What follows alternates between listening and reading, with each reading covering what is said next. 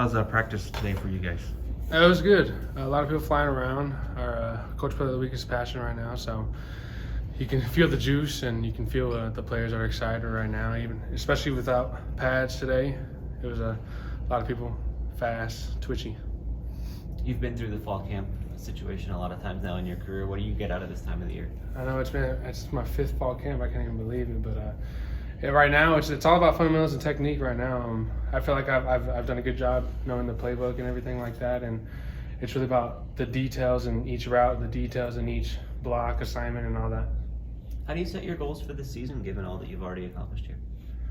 Just doesn't matter to get better. That's our motto this year, and yeah, I mean I had this amazing catch last year, but what can I do this year, and how many pancakes can I get this year? How many catches, no drops? You know what I mean? So stuff like that is going to be critical this year. You've been able to improve your receiving totals each of the last few years. Is there something that's been key to taking steps forward each time?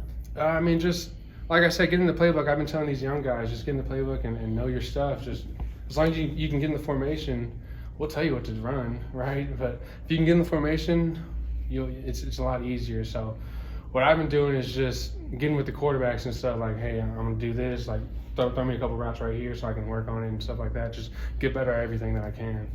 How different are things under Coach Burke as an offensive coordinator? I mean, not too different. I mean, I will say he's a very organized man. I mean, I've loved him at tight ends coach, but it's not too much different. The only difference is he likes the tight ends a little bit more. Yeah. Because he was the tight ends coach, right? So I'm in favor of that, obviously, because I obviously want the ball. We all want the ball, but he's a great man. He's a very confident and smart man, and we love him there, and he's a great fit for that position. What's the tight end room looking like this year? Oh, we're going to be some dudes. We got some 2 younger guys that when I was a freshman, I did not know the playbook like they did already, and they're picking up on it, and they make some plays, and mess up a little bit, but they're freshmen, so it's understandable, but there's some real cats. And then our 2 middle guys, Houston and Cam, they got stronger and faster, and we're going to be real good. Dan is going to be right by me, and we're going to do some work this year. How does it feel, and how have you tried to kind of take on a leadership role with some of the younger guys? What's that process been like for you? I mean, it feels a little bit different, but in my position, I'm trying to be a little bit more verbal because I'm not really a verbal guy. Like, just like Jamal Ligon, like he's not a verbal guy, but like you can see like he's very passionate about this and he wants to be a leader, and that's another reason why he's a single digit. So in my case with the tight ends, I'm just trying to like just put little words in their heads, just trying to like think about this play and trying to just be a leader for them.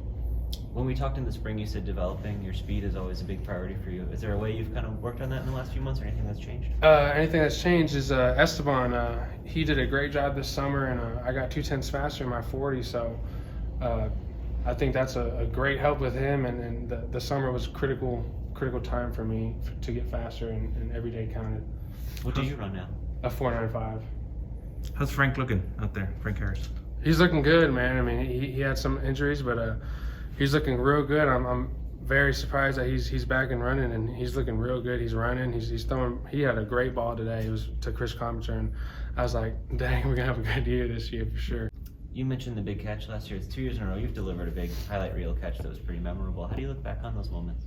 It was fun. I just showed a friend of mine last night about him, and he didn't know anything about it. I was just trying to show him like this happened and everything, but I'm not really looking to do something like that. I'm just trying to play the game, and it just happened to be those catches. But if it happens, it happens. But I just want to win the games and play with my teammates. You come from a long list of Brandeis alum that have played for UTSA. What do you think it is that draws so many kids from Brandeis here? I think they just see a local kid that can actually do something and stay in San Antonio. Like, you don't have to go to Austin to go play at Texas. You don't have to go to Alabama to go play at Alabama. You can be here and still thrive in your sport and do what you need to do to build your dream. Yeah. All right, Oscar. Appreciate you. Thank you. Thanks. Thank you. Yeah. Appreciate it.